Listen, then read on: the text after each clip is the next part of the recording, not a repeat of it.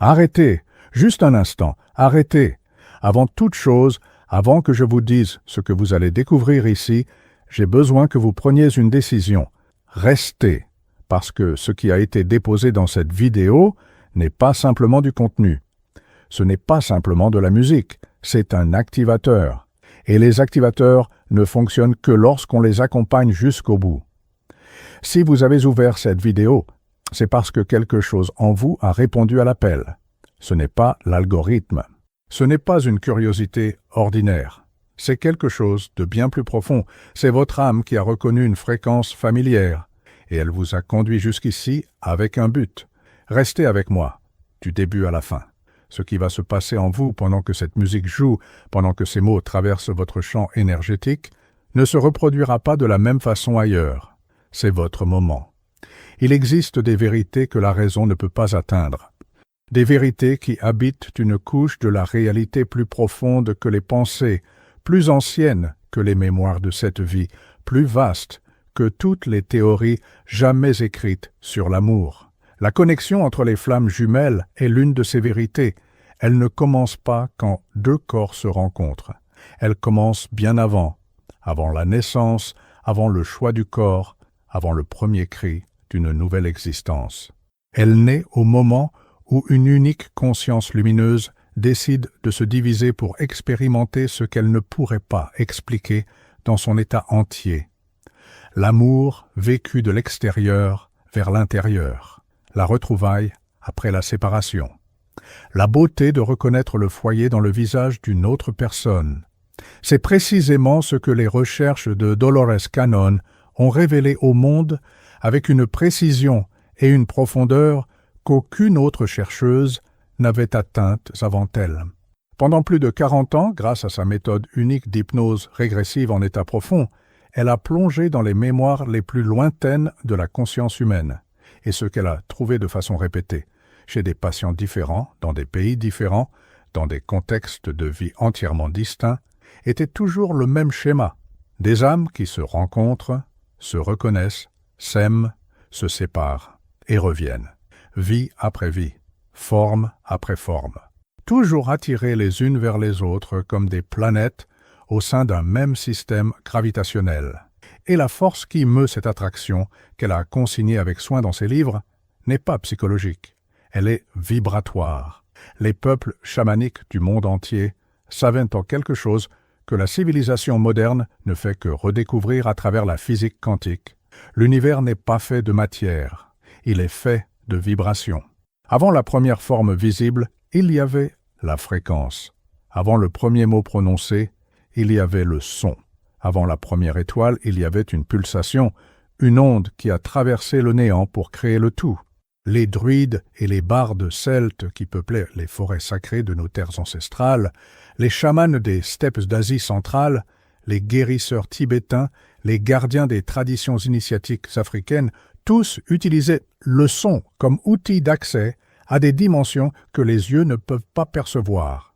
Les tambours rituels, les chants grégoriens nés dans les abbayes de nos vallées, les sons gutturaux des traditions les plus anciennes, tous servaient le même but, modifier la fréquence du champ énergétique pour que l'invisible puisse être atteint, déplacé, transformé. Ce n'était pas de la superstition, c'était une technologie sophistiquée, développée au fil de millénaires d'expérience et d'observation, qui fonctionnait avec une efficacité que beaucoup de systèmes modernes n'arrivent toujours pas à égaler. Quand on applique cette technologie au domaine des flammes jumelles, quelque chose d'extraordinaire devient possible, parce que votre flamme jumelle n'est pas simplement quelque part ailleurs dans le monde physique, elle est sur une autre fréquence. Et pour l'atteindre, pour que le champ vibratoire entre vous deux résonne de façon synchronisée, il faut ajuster le signal que vous émettez. Il faut calibrer la transmission de votre âme. Dans ces séances d'hypnose, les récits qui revenaient le plus souvent parmi les patients de Dolores n'étaient pas des récits de traumatisme, c'étaient des récits de retrouvailles. Des âmes décrivant le moment où elles avaient vu quelqu'un pour la première fois dans une vie passée. Et la sensation était invariablement la même. Ce n'était pas de la surprise, c'était de la reconnaissance. comme voir un mot qui était sur le bout de la langue apparaître enfin, comme se souvenir d'un rêve qu'on croyait avoir oublié. Une des histoires qui circulent dans les cercles qui étudient l'œuvre de Dolores raconte l'histoire d'une femme qui, en état de transe, a commencé à pleurer sans pouvoir s'arrêter. Elle a décrit une scène, une ville ancienne, une place pavée de pierres, un homme qui tenait sa main sans rien dire. Et elle a dit « Je n'avais pas besoin qu'il parle. Je savais que c'était lui, je l'ai toujours su. J'avais juste besoin de m'en souvenir. » Cure. Quand la séance s'est terminée, elle a dit quelque chose qui s'est gravé pour toujours dans la mémoire de ceux qui l'écoutaient. Je n'ai pas peur de ne pas le retrouver dans cette vie, parce que je sais déjà qu'il existe, et ce qui existe ne peut pas disparaître. Ça change seulement de forme. C'est là le cœur de l'enseignement qui traverse toute l'œuvre de Dolores. Les flammes jumelles ne sont pas un espoir, elles ne sont pas une croyance. Elles sont une réalité du champ quantique, aussi réelle que la gravité, aussi précise que les lois qui régissent les orbites des planètes. La retrouvaille n'est pas une possibilité, c'est une équation. La seule variable, c'est le quand, et le quand est déterminé par la fréquence. Il existe une loi en physique qui est aussi une loi spirituelle, et qui les relie toutes deux avec une élégance presque poétique, la loi de la résonance sympathique. Deux corps qui vibrent à la même fréquence s'affectent mutuellement, même sans contact physique. Il suffit que l'un commence à vibrer pour que l'autre, en réponse, commence à vibrer aussi, de façon spontanée, inévitable, naturelle. Votre âme fonctionne exactement ainsi. Quand vous vibrez sur des fréquences denses, la peur de ne pas être suffisant, le ressentiment des relations passées, l'anxiété face à l'avenir, l'incrédulité que le véritable amour existe pour vous, vous ne pouvez pas raisonner avec la fréquence de votre flamme jumelle, non pas parce qu'elle n'existe pas, mais parce que l'accord est faux. C'est comme essayer de capter un signal radio avec le curseur sur une fréquence entièrement différente. Le signal est là, il émet, il attend. Mais vous ne pouvez pas l'entendre parce que vous n'êtes pas syntonisé sur le bon canal. Une grande partie des séparations dans les parcours des flammes jumelles survient précisément pour cette raison. L'un des fragments de la flamme progresse vibrationnellement tandis que l'autre continue de traiter d'anciens schémas. L'univers, dans sa sagesse absolument non négociable, maintient la distance physique jusqu'à ce que les deux champs soient prêts pour l'intensité de la rencontre. Et ce que la musique que vous écoutez en ce moment fait, c'est commencer ce processus d'ajustement. Elle pénètre les couches du champ énergétique de façon subtile, comme la lumière traversant l'eau, et commence à réorganiser ce qui s'est déplacé. Elle commence à rappeler à votre champ la fréquence qu'il connaît, la fréquence de l'amour sans peur, de l'amour sans condition, de l'amour qui a déjà été ressenti et qui peut l'être à nouveau. Si vous êtes sur ce chemin depuis quelque temps, les signes ne sont pas une nouveauté pour vous. Vous les connaissez. Peut-être les avez-vous écartés comme des coïncidences. Peut-être les avez-vous notés dans un carnet. Peut-être les avez-vous gardés en silence parce que vous ne saviez pas à qui en parler sans être jugé. Se réveiller à 3 heures du matin sans raison apparente, la poitrine emplie d'une émotion que vous ne savez pas nommer. Ressentir une vague de mélancolie au milieu d'un après-midi ordinaire pour quelqu'un que vous ne savez pas définir. Rêver d'une présence qui ne montre jamais son visage, mais que vous reconnaissez avec une certitude qui défie toute logique. Entendre une musique et sentir tout le corps répondre avec quelque chose qui ressemble à un souvenir. Ce ne sont pas vos pensées qui vagabondent. Ce sont des impulsions de communication dans le champ quantique. La compréhension qui traverse les archives de Dolores indique que la communication entre flammes jumelles se produit constamment dans le champ subtil, cette dimension de la réalité qui existe sous ce que nous appelons la matière physique et qui relie toutes les consciences partageant un lien d'origine. Et quand l'une des flammes commence à travailler consciemment avec des fréquences d'élévation, gratitude, ouverture, amour de soi, foi dans la retrouvaille, les signaux de l'autre côté s'intensifient, comme un feu allumé dans l'obscurité. Vous n'avez pas besoin de savoir où l'autre se trouve. Il sent la lumière. Des traditions des guérisseurs de la forêt amazonienne aux moines des hauteurs de l'Himalaya, de la sagesse des peuples du Sahara, aux pratiques des anciens druides gaulois qui lisaient le sacré dans les forêts de chênes. Il existe un élément commun à tous les systèmes d'accès spirituel profond, un élément que la modernité a éliminé avec une efficacité troublante, le silence. Non pas le silence de celui qui n'a rien à dire, le silence de celui qui fait enfin taire suffisamment de bruit pour entendre ce qui a toujours été là. Nous vivons dans un monde de bruit permanent, notifications, discours, opinions, stimuli visuels, sonores, émotionnels. Et dans ce bruit constant, la voix la plus fine, celle qui vient de l'intérieur, celle qui porte la mémoire de l'âme, celle qui résonne avec la fréquence de la flamme jumelle, cette voix est étouffée. Ce que les patients de Dolores décrivaient en entrant dans l'état de transe profond était toujours une version de la même expérience, le moment où le bruit s'arrêtait, le moment où les couches bruyantes de l'ego, le jugement, le doute, la planification, l'autocritique, étaient enfin réduites au silence, et dans ce qui restait, il n'y avait pas de vide, il y avait de l'information, il y avait de l'amour, il y avait de la connexion. La musique chamanique fonctionne comme un portail vers ce silence. Elle ne supprime pas l'environnement extérieur. Elle traverse les couches du mental et commence à apaiser ce qui est agité à l'intérieur.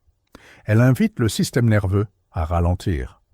Elle ouvre un espace entre une pensée et la suivante, et c'est dans cet espace que l'âme communique. Il n'est pas nécessaire d'avoir une formation spirituelle pour ressentir cela. Il n'est pas nécessaire de méditer depuis des années. Il n'était nécessaire que d'une seule chose, cesser de courir suffisamment longtemps pour arriver. Je vais maintenant vous dire quelque chose que beaucoup de vidéos sur les flammes jumelles évitent de dire. Non pas parce que c'est cruel, mais parce que, dites avec soin, c'est la chose la plus libératrice que vous puissiez entendre. Le plus grand obstacle entre vous et votre flamme jumelle n'est pas le karma. Ce n'est pas l'univers qui teste votre patience. Ce n'est pas le mauvais timing. Le plus grand obstacle, c'est la croyance inconsciente que vous ne méritez pas l'amour qui existe pour vous. Cette croyance ne réside pas dans le mental conscient. Consciemment, vous savez que vous méritez l'amour. Vous lisez cela, vous l'affirmez, mais dans les couches les plus profondes, dans les mémoires de vie, où vous avez été abandonné, trahi, ignoré, diminué, il existe un vieux fichier qui tourne encore, un programme installé depuis si longtemps que l'ego ne le voit même plus. Et ce programme crée ce qu'on pourrait appeler un champ de répulsion subtil. Un bouclier que vous avez érigé pour vous protéger et qui, paradoxalement, empêche précisément ce que vous désirez le plus, être complètement vu et complètement aimé. Les séances cataloguées par Dolores au fil des décennies montrent ce schéma avec une constance impressionnante. Des âmes qui, vie après vie, construisent la même armure. Elles apprennent à aimer, mais n'apprennent pas à recevoir. Elles apprennent à se sacrifier, mais érigent des murs quand arrive l'amour qui ne demande pas de sacrifice, et l'univers qui ne force pas l'apprentissage. Attend, patiemment, jusqu'à ce que cette couche soit reconnue et libérée. La musique ne supprime pas ce blocage à elle seule, mais elle crée les conditions intérieures pour que vous le voyiez. Et voir, c'est le premier pas, parce que ce qui est vu avec conscience et amour ne peut plus se cacher, et ce qui ne se cache plus peut être guéri. À présent, au lieu de penser à une personne précise, au lieu de visualiser un visage, un nom, une situation passée, faites ceci. Pensez à la qualité de l'amour, non pas à la personne qui l'incarne, à la qualité en elle-même, la paix que vous ressentez quand vous vous sentez entièrement en sécurité, la reconnaissance d'être vu sans avoir besoin d'expliquer quoi que ce soit, la légèreté d'être avec quelqu'un sans avoir besoin de vous protéger, la sensation de foyer qui n'a pas d'adresse. Ressentez ces qualités, ne les imaginez pas, ressentez-les, comme si elles existaient déjà en vous parce qu'elles y sont. Ce sont des mémoires, pas des fantasmes. Et puis laissez cette sensation grandir au centre de votre poitrine comme une flamme réelle, discrète au début, puis plus grande, puis assez chaude pour être sentie. Pendant que cette flamme brûle en vous, pendant que la musique fait ce que le mental ne peut pas faire, vous envoyez un signal, une impulsion, une transmission qui voyage dans le champ quantique sans avoir besoin de distance ni de temps. C'est l'appel, et ceux qui ont la même origine que vous le ressentent. Beaucoup de gens attendent des résultats immédiats, le téléphone qui sonne, le message qui arrive, la retrouvaille qui se produit le lendemain. Parfois oui, le champ peut se mouvoir avec cette rapidité quand la fréquence est parfaite. Mais la plupart du temps, l'univers travaille de façon plus chirurgicale que dramatique. Après que l'appel a été envoyé, ce qui change n'est pas le monde extérieur immédiatement. Ce qui change d'abord, c'est vous. Une clarté différente commence à émerger.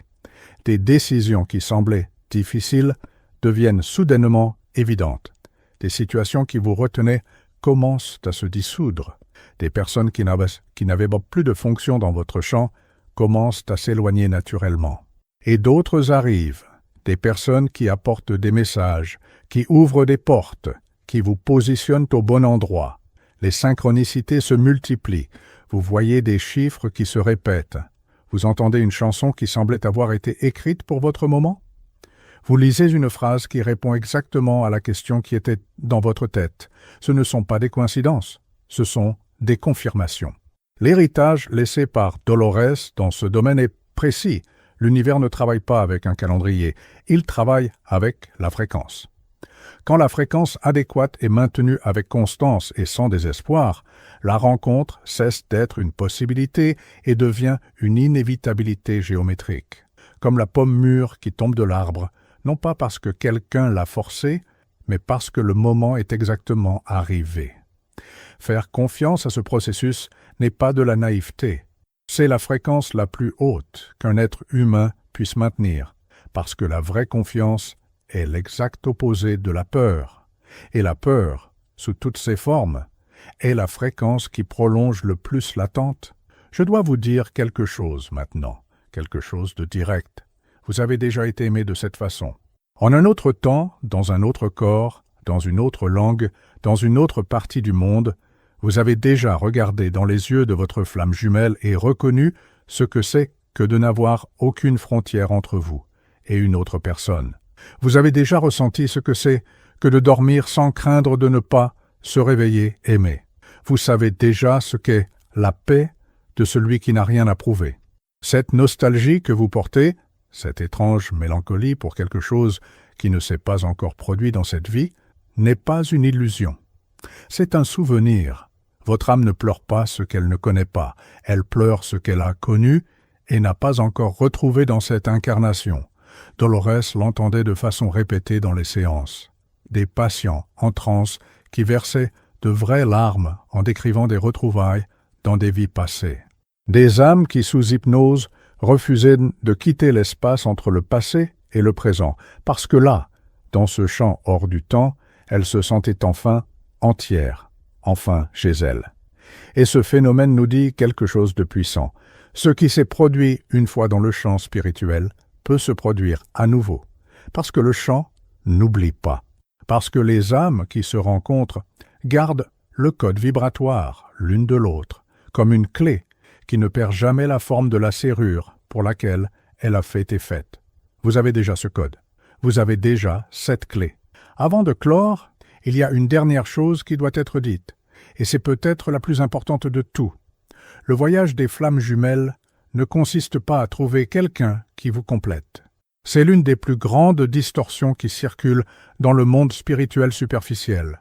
Les flammes jumelles ne sont pas des moitiés en quête de complétude, ce sont des totalités, des êtres pleinement accomplis, puissants, intègres, qui choisissent de s'unir parce que l'amour né de cette union sert quelque chose de plus grand que les deux ensemble.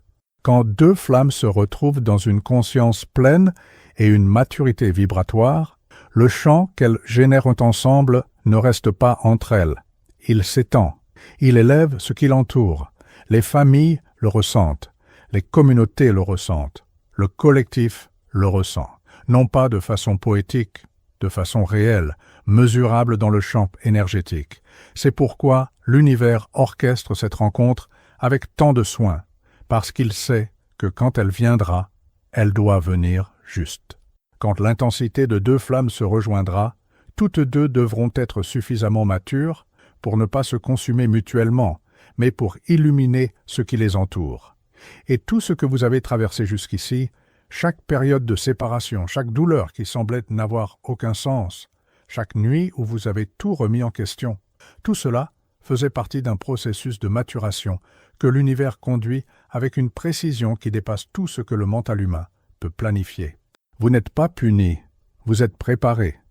Il y a une différence immense entre les deux, et quand vous commencez à voir votre voyage depuis cette perspective, non pas comme un abandon, mais comme une préparation, quelque chose change, l'énergie change. Le chant change, la fréquence que vous émettez change, et la flamme qui se trouve de l'autre côté répond. Si quelque chose dans cette vidéo vous a touché, d'une façon que vous ne savez pas expliquer exactement avec des mots, si pendant que vous écoutiez, vous avez ressenti cette pression dans la poitrine que vous reconnaissez sans pouvoir la nommer, alors ce que je vais vous demander maintenant fait partie de votre chemin. Abonnez-vous à cette chaîne, parce que cet espace n'a pas été créé pour passer le temps. Il a été créé pour ceux qui prennent ce voyage au sérieux, pour ceux qui savent qu'il se passe quelque chose de plus grand dans leur vie spirituelle et qui veulent de vrais outils pour naviguer ce processus. Vous trouverez cela ici chaque semaine, avec profondeur, avec respect, avec vérité. Activez la cloche. Chaque notification est une opportunité de ne pas manquer un contenu qui peut changer le cours de votre voyage. Et maintenant, dans le commentaire ci-dessous, écrivez exactement ceci. Je réponds à l'appel. Simple comme ça. Parce que je veux savoir combien d'âmes sont ici allumées, prêtes, combien de flammes vibrent à cette fréquence en ce moment, et parce qu'il se passe quelque chose de puissant quand un être humain déclare, à voix haute ou en mots écrits, ce qu'il reconnaît comme vrai pour lui-même. Déclarez-le, et laissez le chant répondre. Laissez-la travailler jusqu'à la dernière seconde. Ne sautez pas, n'avancez pas. Certaines choses ont besoin de leur propre temps pour accomplir leur cycle. Je serai ici dans la prochaine vidéo, avec plus de profondeur, plus de vérité, plus de fréquence. Jusqu'à là. Et rappelez-vous, ce qui vous appartient est déjà en chemin vers vous.